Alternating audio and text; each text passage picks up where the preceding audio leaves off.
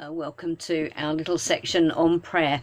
This week is Holy Week, and so we have lots of things we would normally be marking through the week. And I'm hoping that Pete and I will be able to work quickly enough to get materials online for Thursday, Friday and Saturday, as well as for next Sunday, Easter Day. So please pray that he and I will be able to cooperate with each other and get that done in time, especially for those people who need to have materials posted out to them. Pray as well as we try to work with folk from Delves to see if we can put something together for Good Friday that captures the flavour of the joint services that we normally have. It's technically an interesting thing, so pray that that would all go smoothly, please. In Holy Week, we are thinking about the time when Jesus went into Jerusalem for the final time.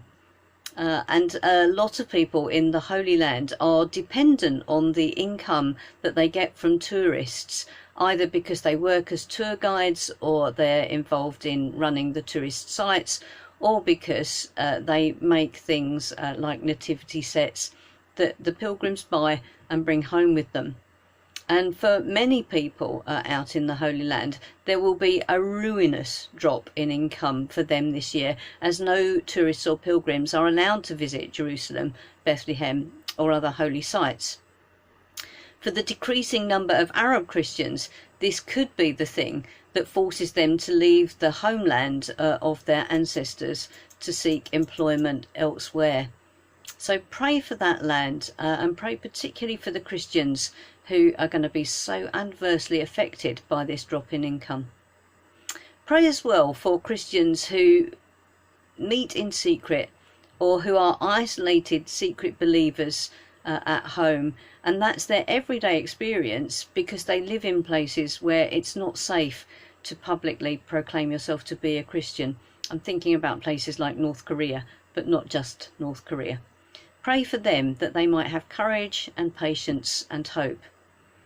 Pray as well and be thankful for our liberty to worship openly and for all these different social media ways that we have to stay in touch even when we can't leave our homes.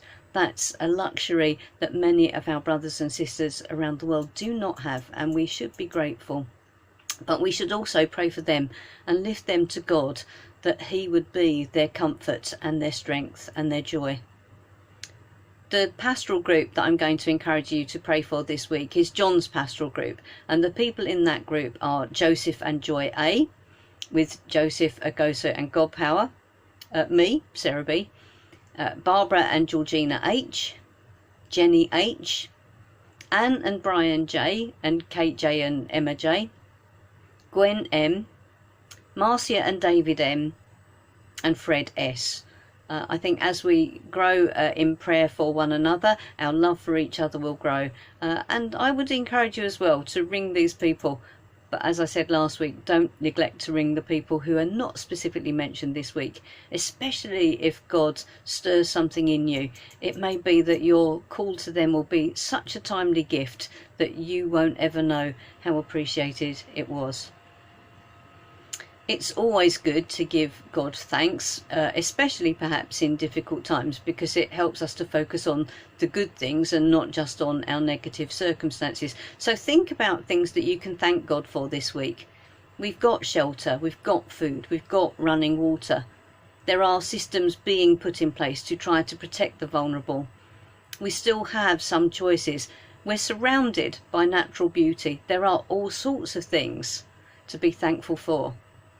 Pray for those you know who don't have those choices and who are struggling with heat or lights or water or food supplies.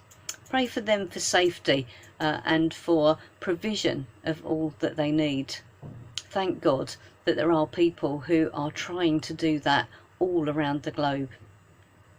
If you're a family at home together, because it's Palm Sunday, it might be quite good to use our palms to make some prayers. So you could draw a tree trunk and then each member of the family draw around your hand on the paper so that your hand is like the frond at the top of the palm tree.